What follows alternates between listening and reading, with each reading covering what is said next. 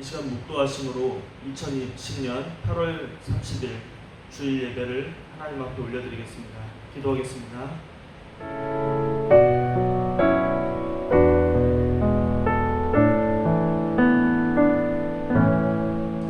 예수님의 이름으로 기도합니다. 아멘. 샬롬. 사랑하는 주사랑교회 성도 여러분, 반갑습니다. 오늘 이 시간에 우리가 진정으로 품고 살아야 할 마음은 주 예수 그리스도의 마음인 줄 믿습니다.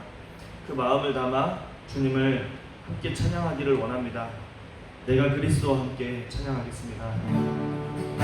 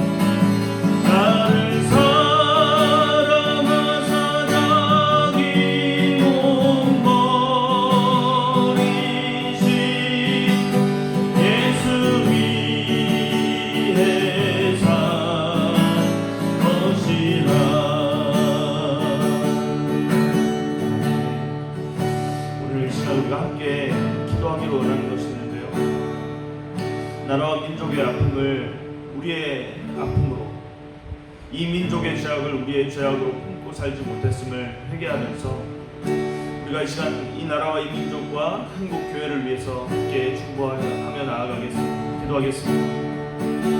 하나님 아버지, 주님, 저희들의 시간 마음속에 이 나라와 이 민족을 생각하면서 한국 교회를 생각하면서 참으로 가슴 아픈 현실을 우리가 바라봅니다. 하나님, 이 나라와 이 민족의 교회를 아버지 하나님 회복시켜 주셔서 교회가 아버지 하나님 세상의 빛과 소금의 역할들을 감당하지 못하며 하나님 이제 아버지 하나님 세상의 염려거리가 되어지고 있는 것들을 회개합니다. 주님, 다시 한번 교회가 주님의 맡겨주신 거룩한 사명을 회복할 수 있는 저희를 되게 하여 주옵소서. 우리 구주 예수 그리스도와 그분의 말씀만을 높이며 하나님 교회가 이 땅 가운데서 성도를 주님을 닮은 자들로 부활시키며 하나님 많은 수많은 잃어버린 영혼들을 하나님 찾기 위하여 예수 그리스도의 생명의 복음을 전할 수 있는 교회가 될 수 있도록 주님 한국 교회를 살려주시고 하나님 이 교회가 아버지 회복될 수 있도록 인도해 주시옵소서. 하나님 이 민족과 열방의 아픔을 하나님 우리가 품고 기도할 수 있는 교회가 될 수 있도록 다시 우리에게 사명을 북돋아 주시고 거룩함을 회복시켜 주시옵소서. 감사합니다. 예수님의 이름으로 기도드리옵나이다. 아멘. 신앙 고백하겠습니다. 전능하사 천지를 만드신 하나님 아버지를 내가 믿사오며 그 외아들 우리 주 예수 그리스도를 믿사오니 이는 성령으로 잉태하사 동정녀 마리아에게 나시고 본디오 빌라도에게 고난을 받으사 십자가에 못 박혀 죽으시고 장사한 지 사흘 만에 죽은 자 가운데서 다시 살아나시며 하늘에 오르사 전능하신 하나님 우편에 앉아 계시다가 저리로서 산자와 죽은 자를 심판하러 오시리라. 성령을 믿사오며 거룩한 공회와 성도가 서로 교통하는 것과 죄를 사하여 주시는 것과 몸이 다시 사는 것과 영원히 사는 것을 믿사옵나이다. 아멘.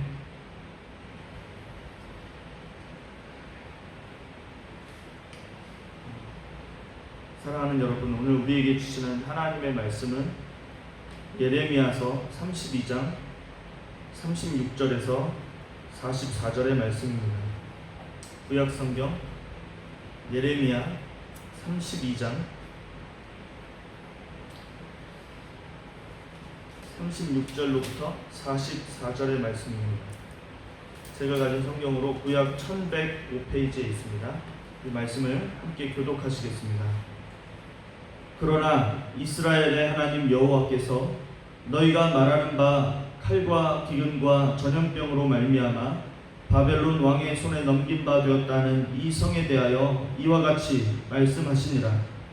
보라, 내가 노여움과 분함과 큰 분노로 그들을 쫓아 보내었던 모든 지방에서 그들을 모아들여 이곳으로 돌아오게 하여 안전히 살게 할 것이라. 그들은 내 백성이 되겠고 나는 그들의 하나님이 될 것이며 내가 그들에게 한 마음과 한 길을 주어 자기들과 자기 후손의 복을 위하여 항상 나를 경외하게 하고 내가 그들에게 복을 주기 위하여 그들을 떠나지 아니하리라 하는 영원한 언약을 그들에게 세우시고 나를 경외함을 그들의 마음에 두어 나를 떠나지 않게 하고 내가 기쁨으로 그들에게 복을 주되 분명히 나의 마음과 정성을 다하여 그들을 이 땅에 심으리라. 여호와께서 이와 같이 말씀하시니라. 내가 이 백성에게 이 큰 재앙을 내린 것 같이 허락한 모든 복을 그들에게 내리리라. 너희가 말하기를 황폐하여 사람이나 짐승이 없으며 갈대아인의 손에 넘긴 바 되었다는 이 땅에서 사람들이 밭을 사되 베냐민 땅과 예루살렘 사방과 유다 성읍들과 산지의 성읍들과 저지대의 성읍들과 네겝의 성읍들에 있는 밭을 은으로 사고 증서를 기록하여 봉인하고 증인을 세우리니 이는 내가 그들의 포로를 돌아오게 함이니라. 여호와의 말씀이니라. 아멘. 여러분, 우리 가정에서 예배드리는 이 주사랑교회 성도 여러분들, 가족들과 함께 이렇게 인사하시겠습니다. 주님이 우리를 회복시키실 것입니다. 같이 한번 받아할까요? 주님이 저와 여러분을 회복시키실 것입니다. 아멘. 오늘 우리는 참 언제 우리가 다시 예배를 회복할 수 있을까?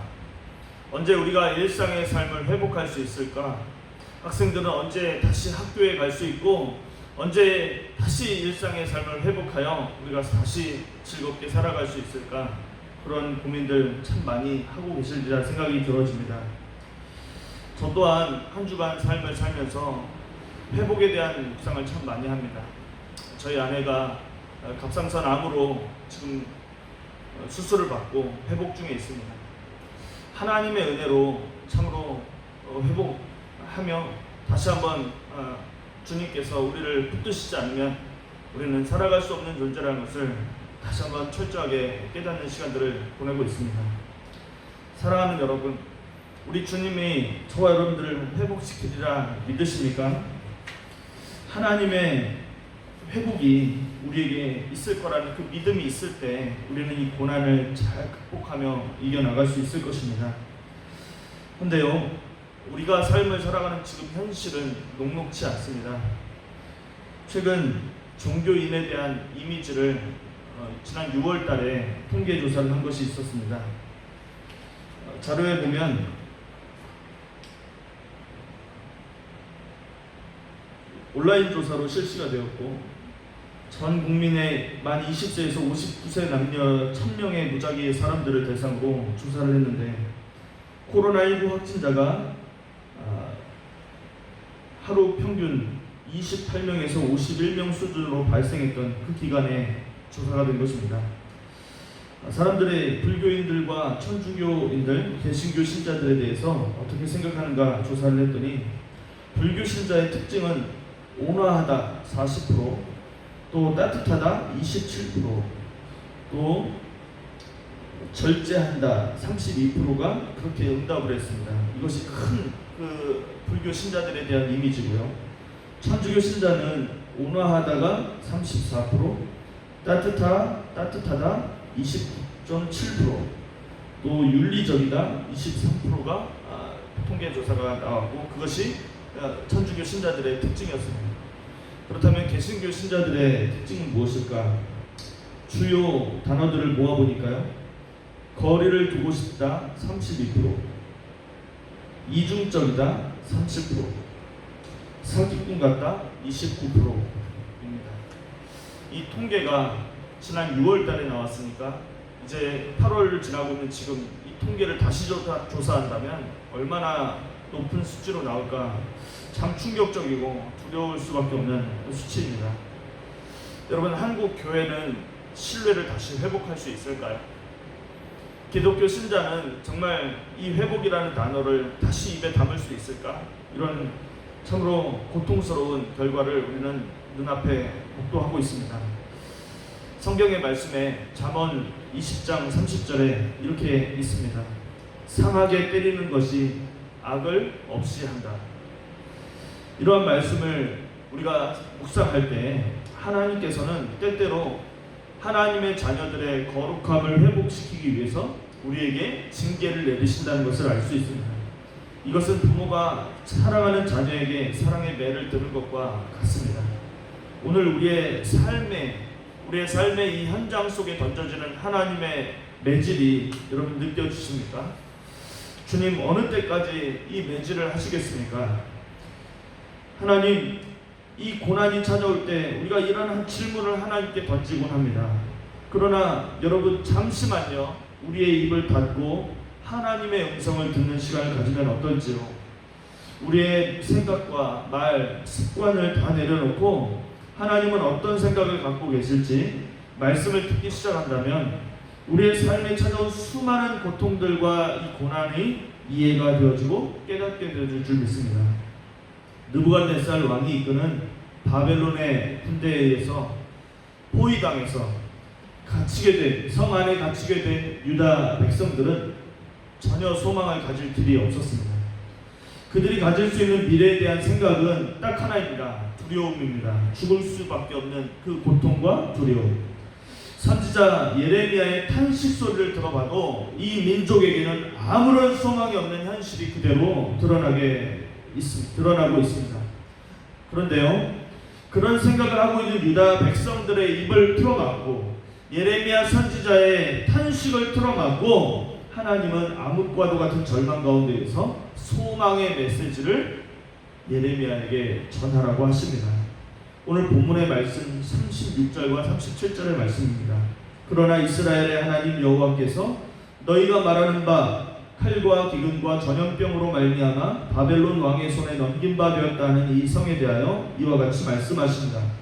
보라, 내가 노여움과 분함과 큰 분노로 그들을 쫓아보내었던 모든 지방에서 그들을 모아들여 이곳으로 돌아오게 하여 안전히 살게 할 것이다. 아멘. 눈으로 볼 때는요, 우리가 예루살렘 성은 바벨론 느부갓네살 왕의 그 군대가 파괴한 것처럼 보입니다. 그러나 그 성은 지금 바벨론 군대가 파괴한 것이 아니라 성경은 뭐라고 얘기하고 있습니까? 이스라엘의 하나님 여호와께서 파괴하신 것이라고 말씀을 하신 것입니다. 예루살렘 성 주민들이 지금 끊이지 않는 전쟁과 기근과 전염병으로 고통을 당하고 있고 결국 바벨론 왕 느부갓네살에게 짓밟히게 된 것은 모두 다 하나님의 진노하심, 하나님의 분노하심의 결과라고 성경은 37절에 분명하게 말씀을 해주고 있습니다. 그런데 우리가 다시 한번 성경 말씀을 펴고 잘 들을 필요가 있습니다.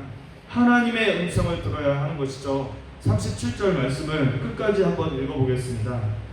보라, 내가 노여움과 분함과 큰 분노로 그들을 쫓아보내었던 모든 지방에서 그들을 모아들여 이곳으로 돌아오게 하여 안전히 살게 할 것이라. 아멘. 예루살렘을 파괴하신 분은 누구십니까? 여호와 하나님이셨습니다. 그렇기 때문에 예루살렘을 회복시키실 수 있는 분도 누구십니까? 능력의 하나님이신 여호와이신 것입니다. 하나님은 다윗의 왕조는 망하고 예루살렘과 유다에 사는 거민들도 다 뿔뿔이 흩어지겠지만 이후에 다시 그들과 후손들이 예루살렘에 돌아와서 다 안전하게 살게 하시겠다고 오늘 약속을 해주신 것입니다.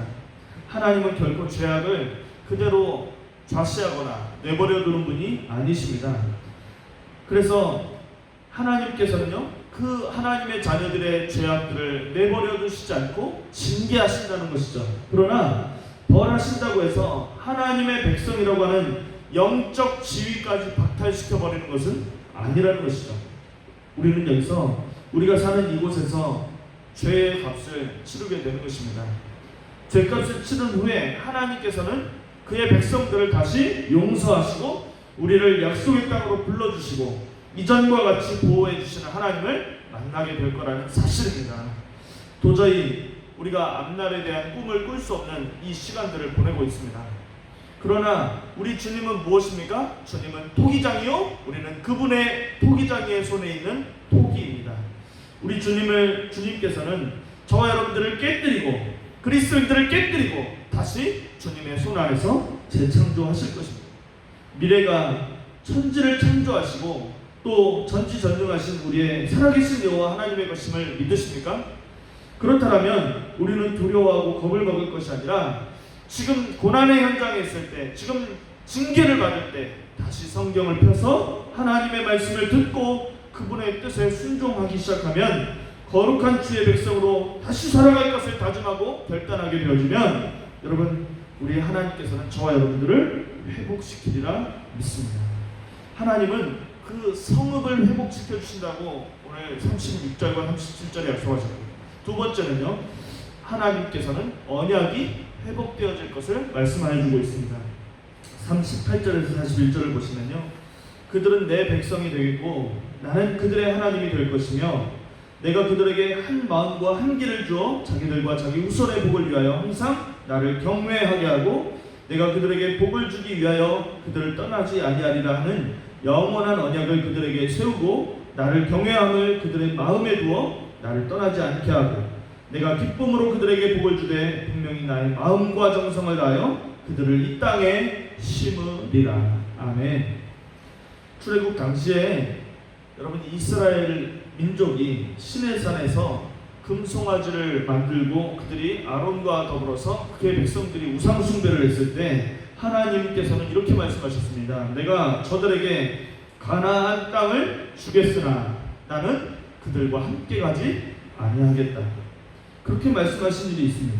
그때 모세를 비롯한 모든 이스라엘 백성들은요, 슬퍼하면서 회개하고 자기를 단정하지 아니하고 하나님 앞에 모두 나와서 회개하였습니다. 이는 왜 그랬을까요? 여러분, 100만 금을 주어도 저 가나안 땅, 약속의 땅을 준다 할지라도 하나님이 우리와 함께 하시지 않는다면 땅을 차지하는 것이 아무 소용이 없다라는 것을 보여주는 사건 아니겠습니까?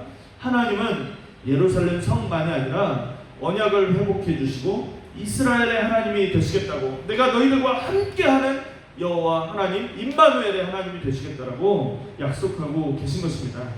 하나님의 백성은 항상 하나님을 섬겨야 합니다. 그분만을 경외하고 하나님은 또 그들을 떠나지 않으시고 복을 주시는 것이죠. 애굽에서 이스라엘을 이끌어내셔서 가나안 땅을 주셨을 때처럼 하나님께서는 이스라엘에게 복을 주셔서 그들은 결국 가나안 땅에서 살게 될 것이라는 것입니다.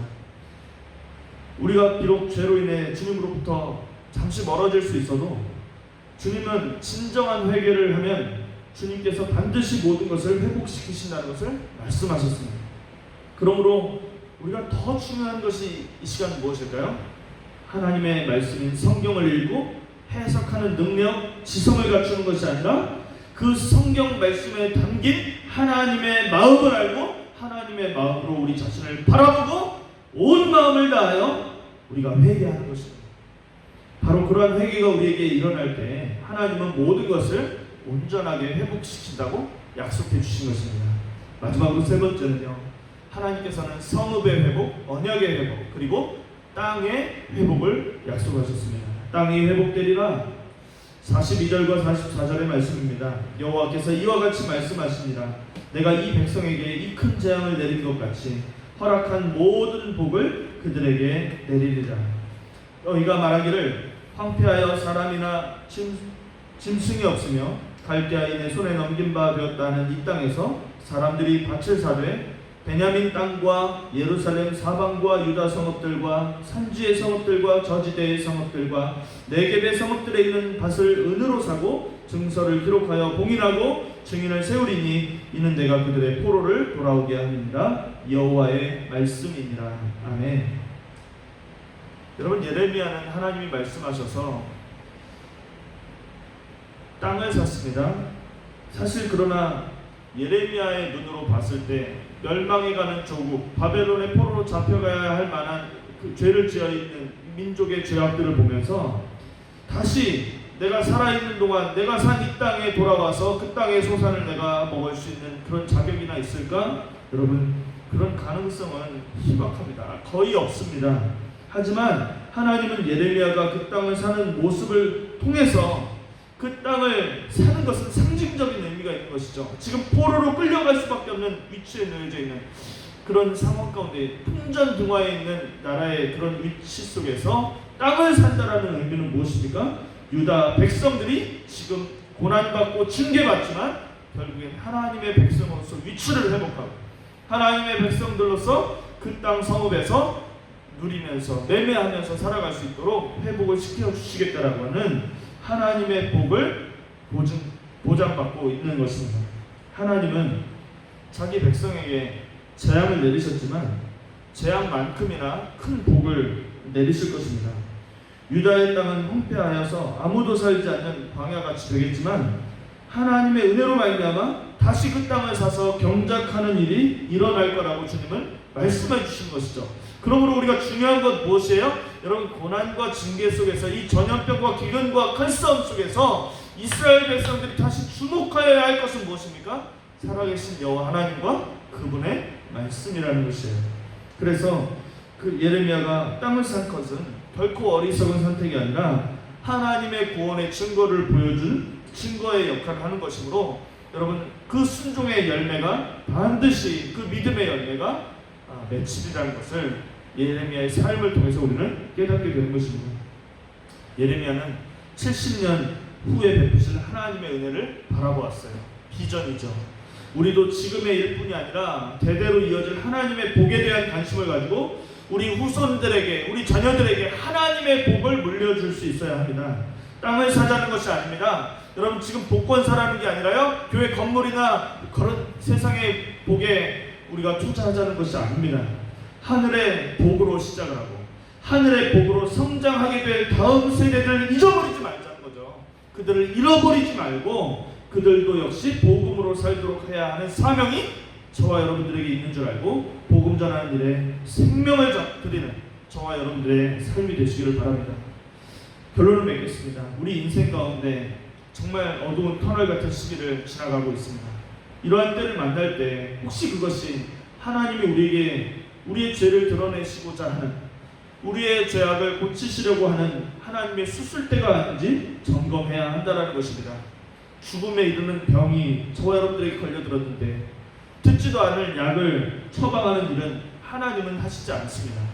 저와 여러분들을 살릴 징계를 주시는 것이고 저와 여러분들을 고치실 그런 수술을 시켜주시는 것입니다. 만일 지금 우리 개인과 가정, 국가적인 위기의 상황이 저와 여러분들의 죄로 인한 것임을 깨닫게 하셨다면 우리 주님 앞에서 철저하게 회개하실 수 있는 저와 여러분이 되시기를 바랍니다.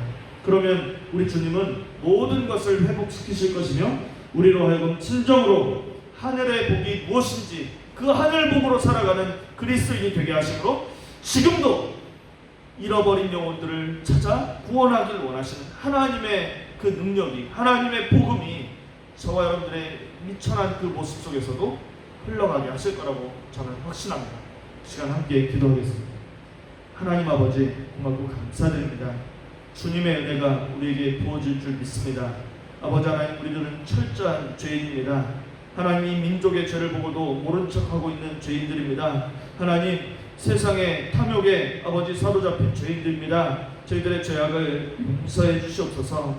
하나님, 저희들이 말로만 회개하는 것이 아니라 삶이 돌이켜지게 하시고 성령의 충만함으로 살게 하시고 성령의 지배를 받아 하나님의 말씀과 그분의 뜻에 복종할 수 있는 그런 삶이 되게 하셔서 하나님, 거룩함을 회복하게 하시고 교회가 왜 이 땅에 있어야 하는지, 하나님, 이 땅에 교회가 세워진 것이 하나님의 사명을 감당하라고 세우신 것을 분명히 깨닫는 우리 주사람께 온 성도들의 삶이 될 수 있게 인도하여 주옵소서. 감사합니다. 예수님의 이름으로 기도드리옵나이다. 아멘. 주기도문으로 모든 예배를 마치겠습니다. 하늘에 계신 우리 아버지여, 이름이 거룩히 여김을 받으시오며 나라의 임하옵시며 뜻이 하늘에서 이룬 것 같이 땅에서도 이루어지이다. 오늘날 우리에게 일용할 양식을 주옵시고 우리가 우리에게 죄 지은 자를 사하여 준 것 같이 우리 죄를 사하여 주옵시고 우리를 시험에 들게 하지 마옵시고 다만 악에서 구하옵소서. 대개 나라와 권세와 영광이 아버지께 영원히 있사옵나이다. 아멘.